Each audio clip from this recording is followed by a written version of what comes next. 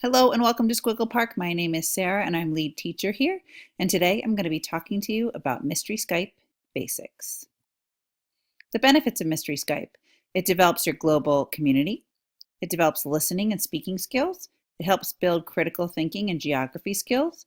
It encourages student independence. And students learn how to use research to come up with an answer. How to sign up. There are many ways to sign up. I think the most popular is with Twitter.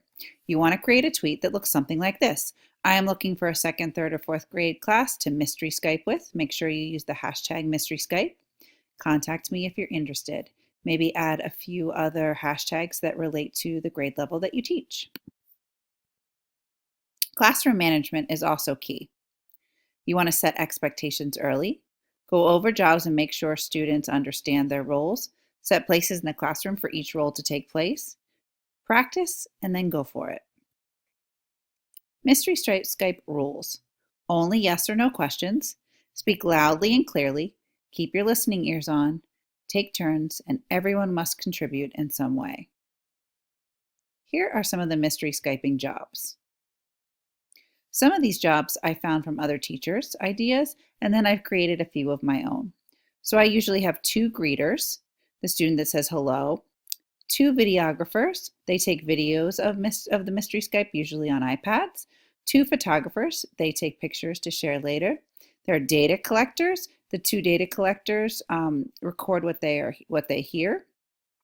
The questioners, they ask the questions for the class.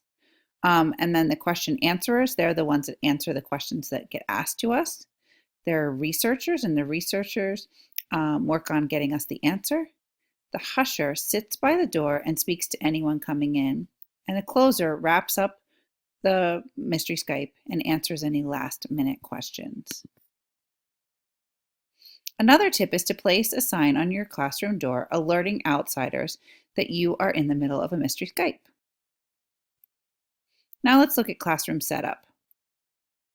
Here's my classroom and how I set it up.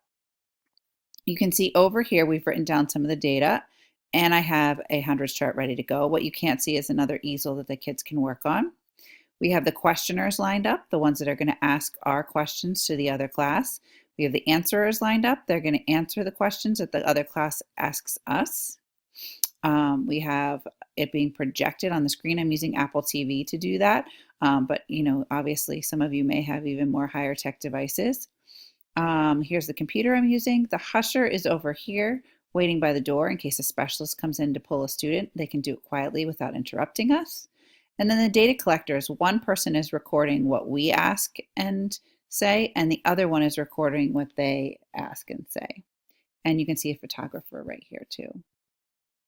Here's another angle. You can see the data collectors over here. We've got some photographers. The videographers are here. And the research is happening in the back over here. And the greeter is here. And I use this aisle marker with the younger kids because it kind of keeps them organized, I'd say. Mystery Skype questions. So they're good questions like, do you live east of the Mississippi? Do you border an ocean? Are you near the Great Lakes? Does your state have 2 words? And the not so good questions would be, do you live on the east or west coast? What ocean do you live near? Do you live in Rhode Island? Do you live near New York? So you want to make sure that the questions you ask only have yes or no for the answer. And here it is thinking about the number game. So is it between 1 and 100? Is it even or odd? Some other more specific ones that you might want to ask is it a number you use when you're counting by 5s? Is it a number that's greater than 50? Is it a number that's less than a certain number? Here are some of the highlights of Mystery Skyping. So here, I still have my students use a real map. It's laminated. That way they can cross out and circle as they go. And I have my intern from my high school intern supporting and helping them here. Many teachers use maps on the computers, and I just have found that with the younger kids, this works better.